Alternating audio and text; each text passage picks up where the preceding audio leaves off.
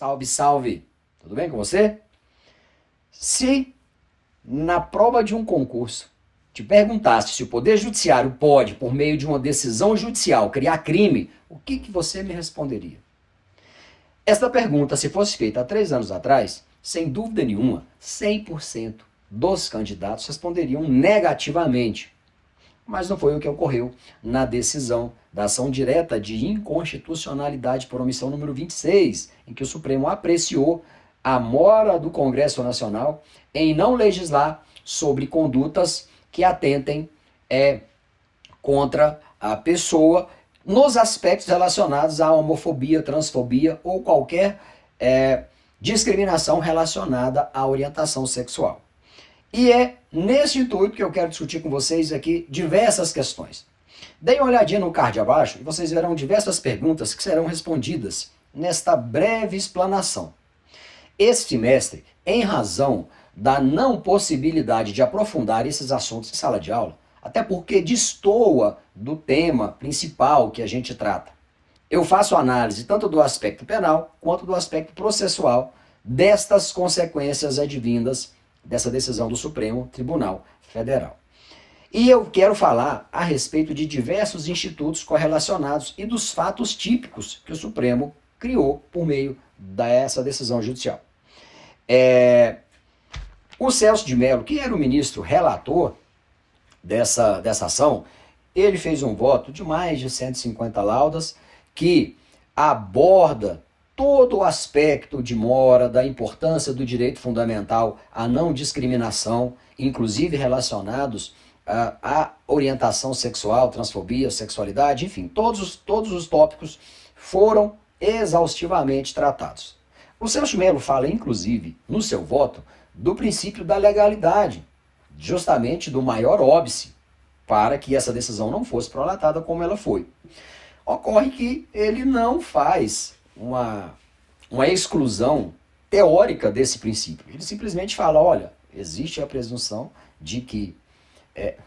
ele simplesmente fala o seguinte, existe o princípio, ele tem uma previsão constitucional, é uma cláusula fundamental, mas esse direito aqui, que tem uma alta relevância, tem uma alta densidade axiológica, e por essa razão, em razão da mora do Congresso Nacional, embora existam mais de 10 projetos de lei tramitando no Congresso Nacional, a gente vai legislar. E legislou. Tá? E aí, eu quero mostrar para vocês aí, ele colmatou, ele concretizou, reconheceu essa inércia do Estado, entendeu haver um desrespeito à Constituição Federal e, criou crime por meio de decisão judicial. Um ponto interessante é que, quando você tem uma edição de uma lei, essa lei ela passa a viger a partir da data da publicação. Ou, se não houver menção de determinado prazo, da vacatio legis, em regra na data da publicação da lei. Mas ele falou, olha lá, aqui no caso, como é por meio de decisão judicial, essa conduta que a gente está criando aqui, ela só vai passar a viger a partir da conclusão do julgamento. Veja o grau de novidade, não é? Porque nós temos aí o legislativo sendo preterido na sua função de legislar sobre direito penal e a data aí, no caso, da conclusão de julgamento. Então, muitas inovações nesse julgado.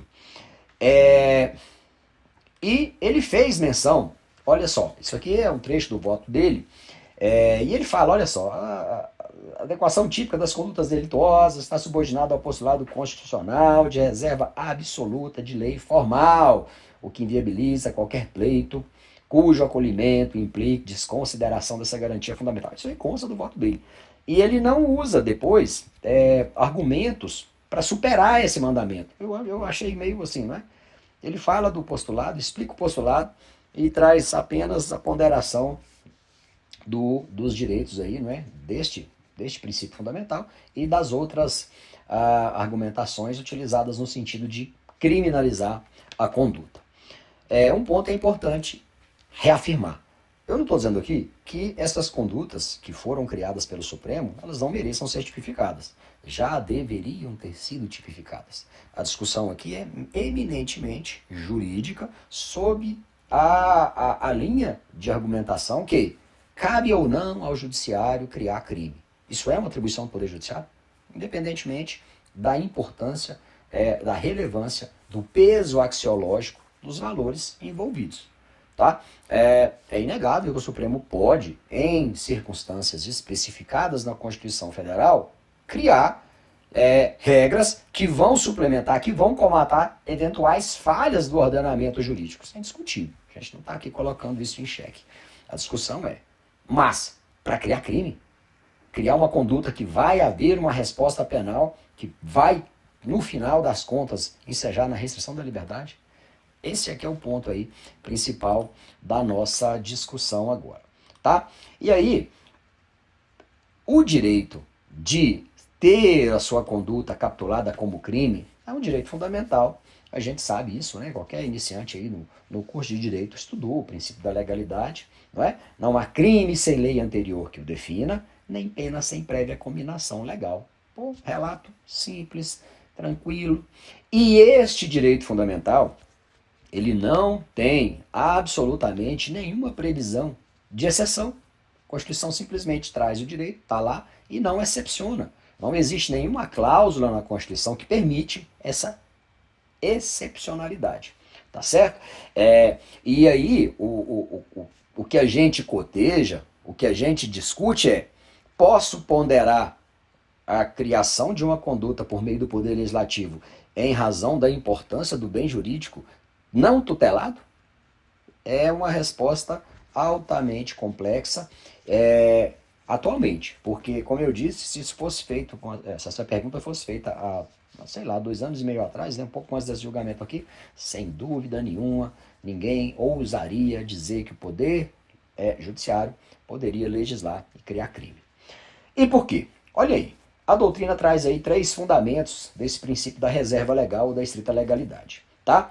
Bom, é uma cláusula pétrea, né? Artigo 5º da Constituição, ele não pode sequer ser estipado da Constituição, porque nós não temos aí previsão nesse sentido, né? Fundamentação jurídica. Pessoal, a fundamentação jurídica deste princípio está relacionado, obviamente, à expressa regra constitucional, não é? A limitação constitucional, aplicador judicial da lei. É uma regra clara, interpretação literal, não deixa dúvidas. O fundamento político, nós temos, sem dúvida nenhuma, um direito fundamental de primeira geração. Isso é uma barreira contra o arbítrio do Estado. Isso é uma garantia do cidadão contra o arbítrio do Estado. Nós temos diversos países que possuem tipos penais muito abertos, que quaisquer condutas que atentem contra um bem jurídico amplíssimo pode ser capturado como crime e são punidos como crimes. Você vai para Cuba, Venezuela, China, assim, você vai encontrar diversos tipos penais muito abertos. Tranquilo, a regra deles é aquela, criaram. Agora, o Poder Judiciário, a Constituição é expressa, tá? Então, e, por fim, até coloquei aqui o fundamento democrático. O Supremo Tribunal Federal, ele não tem a legitimidade democrática para criar crime. Se você entende isso num aspecto político, se você entende que nós temos uma tripartição de poderes, onde o legislativo vai organizar e produzir todas as leis, eu não vou nem dizer que o Supremo não possa legislar em determinadas hipóteses que a Constituição autoriza. Tudo bem, já houve aí mandados de injunção, já houve aí outras ações diretas de inconstitucionalidade por omissão que foram julgadas procedentes e resultaram em julgamentos que, de certa forma, inovaram. Aí é o direito de greve, por exemplo, aplicou-se a mesma regra da iniciativa privada, do serviço público e diversas outras questões relacionadas à aposentadoria. O Supremo implementou, mas aí tudo bem, há uma mora e não havia, de fato, uma produção legislativa pelo Congresso Nacional. E o direito era aferível ali, até por analogia. Mas nenhuma dessas regras que foram colocadas pelo Supremo Tribunal Federal eram expressamente reguladas como direito fundamental. Muito pelo contrário, é um direito de você ter atendido seus direitos que a Constituição prevê. Não é? Então, se a Constituição te dá um direito de greve e o Estado não regulamenta, tudo bem, a Constituição previu o seu direito. Agora, o Supremo vir criar um crime, onde a própria Constituição fala que não há crime sem lei anterior que o defina e não há pena sem prévia combinação legal, realmente é algo que, assim, sou estranho e muitos doutrinadores não concordaram. Né? A gente respeita, óbvio. O Supremo falou, né? Senta e chora, não tem o que fazer, Não é assim? Senta e chora e engole seco. Bom, então, concluindo, o Supremo decidiu que, vamos lá, ele aumentou, ele elasteceu os tipos penais de racismo, tá? Ele colocou dentro do conceito de racismo toda e qualquer discriminação que diga respeito à orientação sexual, tá? A homofobia e transfobia, qualquer tipo de agressão sob esse aspecto configuraria racismo. E a norma foi esticada nesse aspecto para colocar como racismo e mais, não ficou só nisso.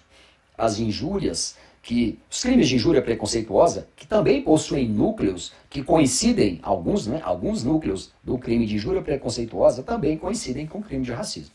Também foi elastecido. Tá? Então nós temos tanto o crime de racismo quanto o crime de injúria racial elastecido pela decisão do Supremo. E até mesmo o crime de homicídio. O Supremo disse, olha, se você matar alguém e o motivo do crime estiver relacionado à questão da orientação sexual, homofobia ou transfobia, isso configura motivo torpe.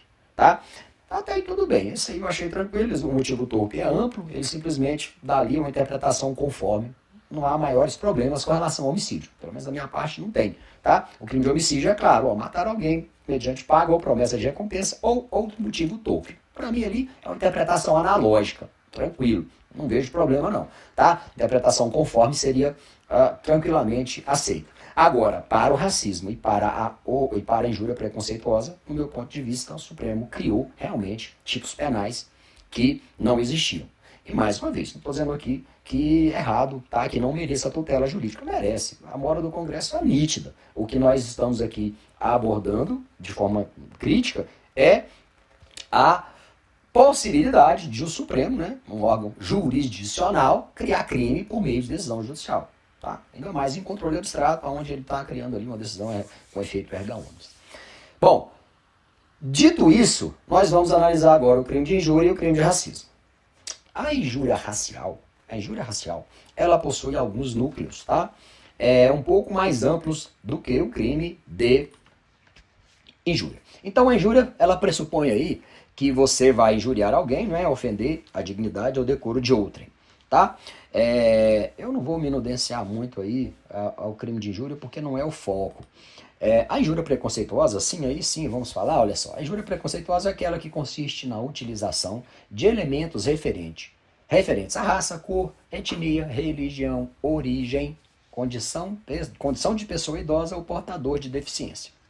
Veja, a injúria preconceituosa é a utilização de elementos relacionados a quaisquer dessas especificidades que nós apontamos aí, tá?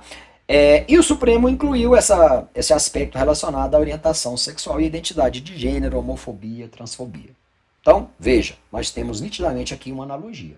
O Supremo criou uma conduta que não existe na lei e colocou conduta, obviamente, distinta. Então, analogia clara. Isso aí é básico. A analogia não pode ser utilizada em malam partem, ou seja, você não pode utilizar a analogia para prejudicar alguém no direito penal. Em malam partem não, em bonam partem tudo bem. Em malam partem de forma alguma. Primeiro ponto. Mas é bom a gente entender isso então. Então a injúria preconceituosa hoje, como eu disse, senta e chora, não há o que fazer, o Supremo disse, a gente respeita, a gente só não concorda, né? Mas a gente respeita. Ela hoje traz, então, um núcleo a mais, 2 núcleos a mais, não é? E nós precisamos falar também daquele outro tipo, tá? A injúria preconceituosa, ela é praticada individualmente ou para um grupo individualizável. A injúria preconceituosa, ela não é feita de forma genérica, ou seja, sem destinatário. Então vamos lá, quando há qualquer tipo de xingamento, ofensa, gestos, enfim, que retratem esses elementos aqui, isso pode configurar, se houver essa individualização, um crime de injúria preconceituosa.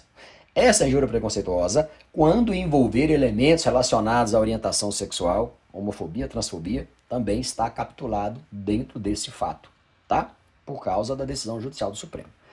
Só que nós temos um crime que envolve não as mesmas, eu vou falar depois, mas envolvem quase as mesmas variáveis, mas ele incide de forma ampla, tá bom? Então vejam só, aqui ó, o crime de injúria preconceituosa, é um crime que se pratica contra a pessoa certa e determinada, elegendo-se como meio para a ofensa uma característica de raça, cor, etnia, religião, origem, condição de pessoa idosa, portadora de deficiência, ou por orientação sexual ou identidade de gênero. Xingamento dirigido a uma pessoa.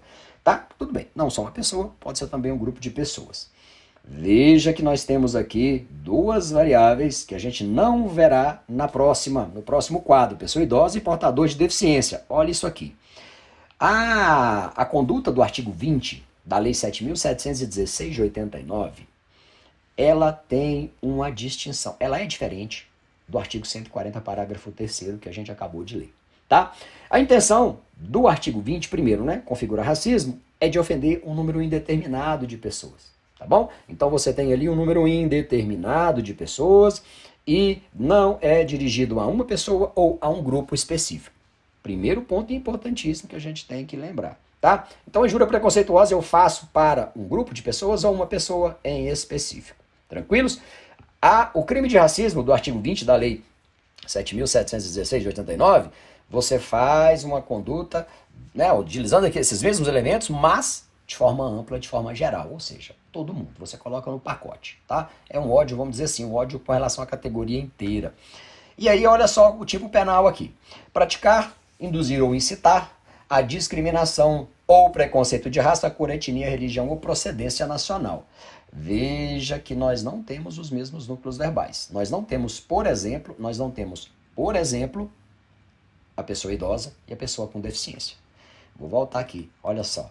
No tipo de injúria preconceituosa, eu tenho a origem, que é a mesma coisa da procedência nacional, a gente pode equiparar, tá? Mas eu não tenho lá a pessoa idosa e a portadora de deficiência. Portanto, meus queridos, é importantíssimo, tá? É importantíssimo entender que discriminar alguém ou fazer qualquer tipo de xingamento relacionado à pessoa idosa ou ao portador de deficiência não configura racismo.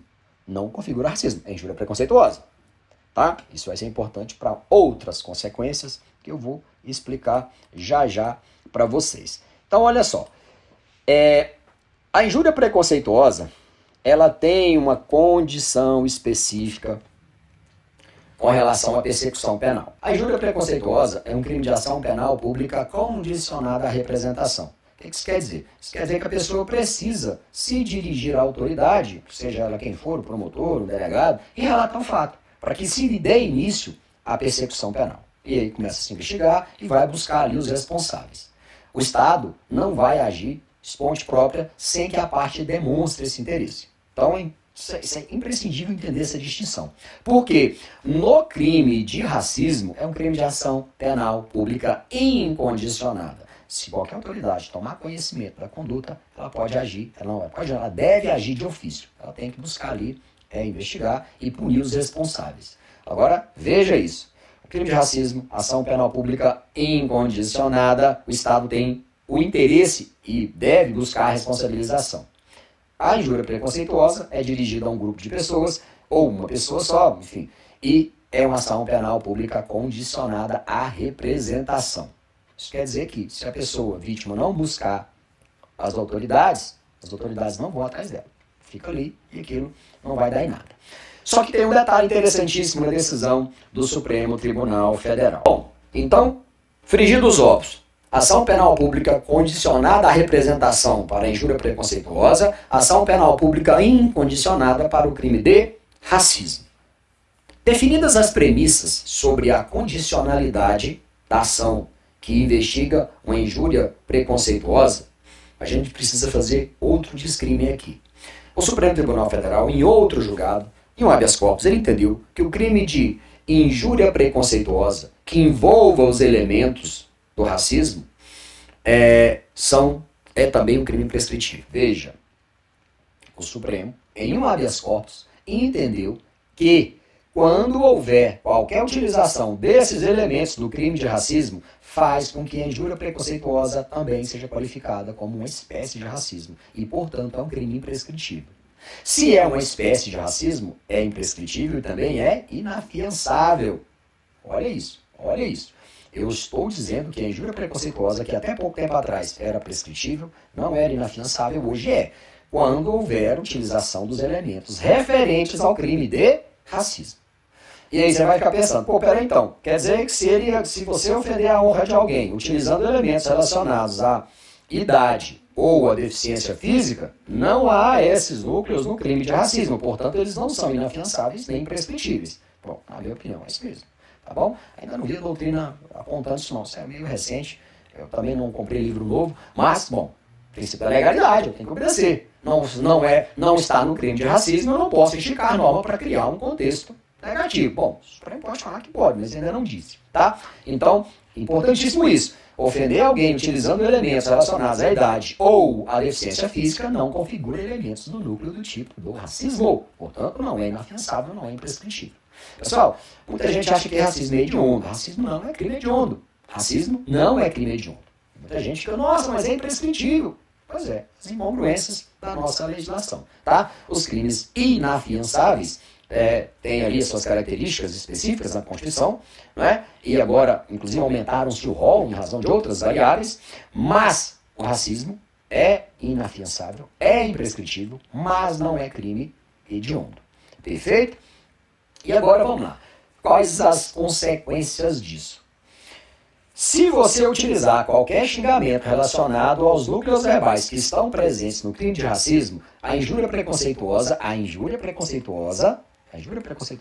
será um crime de ação penal pública condicionada à representação, que é inafiançável e é imprescritível. Veja, posso aplicar a decadência, posso fazer incidir o instituto, que também é uma causa de extinção de punibilidade. Tá? Vamos, o que eu quero dizer com isso? Prescrição e decadência são duas causas de extinção de punibilidade.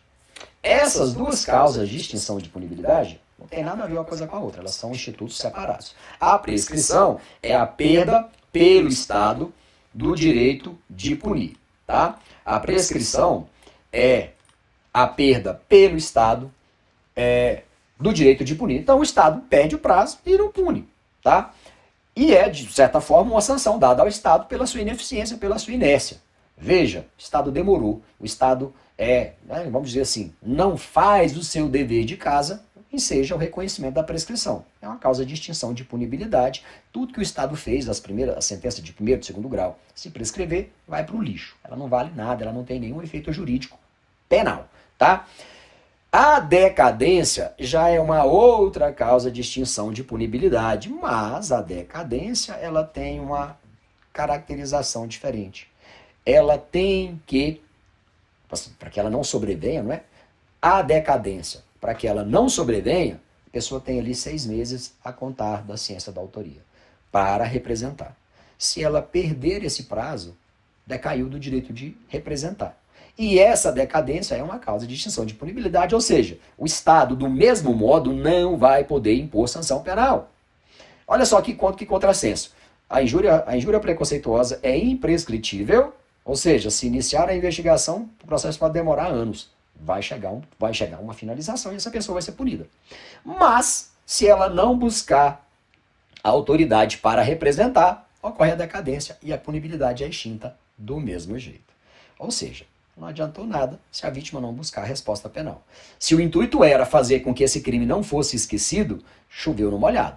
O Supremo não conseguiu resolver o problema, porque não é prescritível, mas há decadência. Tá? Então, se a pessoa não buscar a autoridade para que se inicie as investigações e a persecução penal, nós não teremos ali, então, uma efetiva punição. Veja o tamanho do contrassenso disso. Veja o tamanho do contrassenso disso.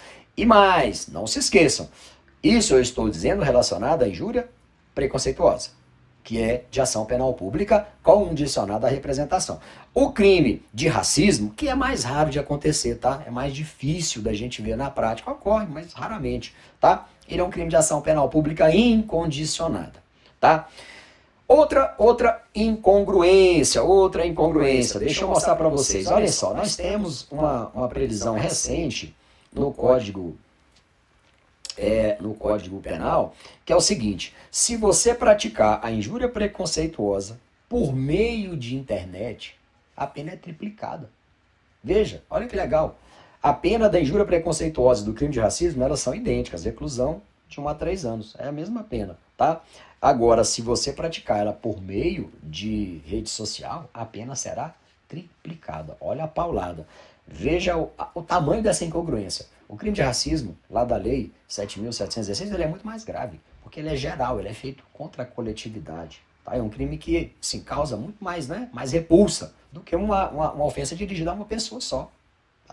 A ofensa ao bem jurídico é outra, não é? E a punição é completamente diferente se você fizer isso pela internet, tá? Embora será dirigido a uma pessoa ou a um grupo, mas o fato de muita gente ficar sabendo ali vai permitir, então, uma exasperação significativa dessa sanção penal. Tudo claro até aqui? Olha, a injúria racial, que a gente é uma modalidade da injúria preconceituosa, né? A injúria racial ela é aquela praticada que se utiliza dos elementos do crime de racismo. Tá? Então a gente especifica ainda mais um pouquinho falando da injúria racial. Essa injúria racial é uma espécie de racismo, tá? E aí é imprescritível, já falei para vocês. E se é imprescritível, um abraço, nós não temos ali como incidir uma causa de extinção de punibilidade em razão do decurso do tempo. Não adianta recorrer, não adianta enrolar o processo, não adianta atrasar, não prescreve, tá? É uma informação que a gente tem que ficar atento. Não se esquecendo que se a injúria envolver elementos relacionados à idade ou à deficiência física, não são núcleos verbais, não são elementos presentes no crime de racismo. Portanto, não configuram racismo, tá? E aí, mais uma vez, princípio da legalidade. Estou fazendo uma leitura literal, tá? Se o Supremo falar que vale, beleza, mudou, mas ainda não falou não, tá? Vamos aguardar aí os últimos posicionamentos. Bom, fizemos aqui todas as considerações relacionadas ao aspecto jurídico. Agora, e politicamente, será que o Congresso Nacional teria como agir, teria algum tipo de medida para controlar esses desvios, ou, enfim, né, não sei, não vou nem qualificar, mas as decisões do Supremo que desbordem do seu poder regulamentar? Será que nós temos? E assim, a Constituição ela traz lá no artigo 52, inciso 10º, ela traz uma previsão de se suspender, mas a Constituição traz a menção à ação direta de inconstitucionalidade. Só que essa ação direta de inconstitucionalidade por omissão, ela só surgiu depois. Então, assim, no meu entender, é factível, por analogia, o Congresso interpretar nesse sentido, e o Congresso poderia suspender, ou no caso o Senado, né? O Senado poderia suspender a aplicabilidade dessa regra que o Supremo criou. Seria uma solução aí, meio, né? Fazendo uma interpretação um pouco mais extensa. Outra forma que eu acredito que seria possível, se o Congresso quisesse, não vai acontecer nenhuma delas, mas poderia, o Congresso poderia criar uma lei anistiando as pessoas que praticaram crimes nesse período, após a conclusão do julgamento e até a edição da lei. Claro, o Supremo legislou e o Congresso, se quisesse fazer isso aí, poderia. Anistia quem praticou condutas e, óbvio, cria o crime, porque de fato o bem jurídico merece tutela. E, vou dizer, as consequências deste crime, elas são muito leves na nossa legislação. Se você imaginar que um autor de um crime que recebe uma sanção penal, que seja máxima de 3 anos, o que não é a regra, ele sequer cumpre uma pena em regime semiaberto. É um regime aberto. E não tem nenhuma vedação para que essa pena privativa seja convertida em pena restritiva de direito. Tá? Um ponto importante que eu ainda quero abordar com vocês. Bom, preciso esclarecer mais uns detalhes.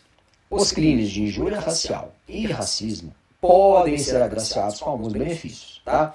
Tanto uma suspensão do processo, quanto um acordo de não persecução penal, tá? Qualquer um dos dois deles podem ser aplicados em momentos processuais distintos.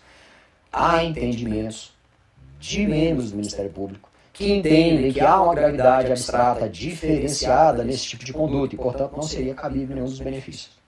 Ótimo, se não cabe, processa, condena. Quando condenado, essa pena, com toda certeza, vai ser convertida em uma pena restritiva de direitos. Você vai pagar uma prestação de serviço à comunidade, vai pagar ali uma prestação pecuniária, mas enfim, isso não vai resultar em pena privativa de liberdade. Salvo excepcionalmente se a ficha criminal dessa pessoa for muito ruim. Senão, ela vai cumprir ali uma medida tranquilamente, uma dessas medidas aí que não importem em restrição da liberdade. Então, tudo que o Supremo fez, imprescritibilidade, isso, efeitos práticos, não adianta muito. Tá? Por quê? Porque a injúria, o crime de injúria, mesmo que não fosse qualificado como imprescritível, é passível de diversos benefícios. É passível de incidir diversos institutos que acabam não gerando a restrição da liberdade dessa pessoa. Tá? Então, juridicamente é importantíssimo você entender as consequências disso, né, para o processo, para eventual incidência de benefício ou não, mas na prática isso não vai ter efeitos. Se você está gostando do vídeo, por favor, clique, dê o seu like, compartilhe, faça uma distribuição desse conteúdo. As perguntas que estão abaixo foram respondidas ou não. Se você achar que não, pergunte, a gente comenta, tá bom? É uma satisfação tê-los aqui. Muito obrigado pela atenção. Espero que em breve a gente continue. Esse é o primeiro, com certeza, de muitos outros. Abraço a todos. Fiquem com Deus.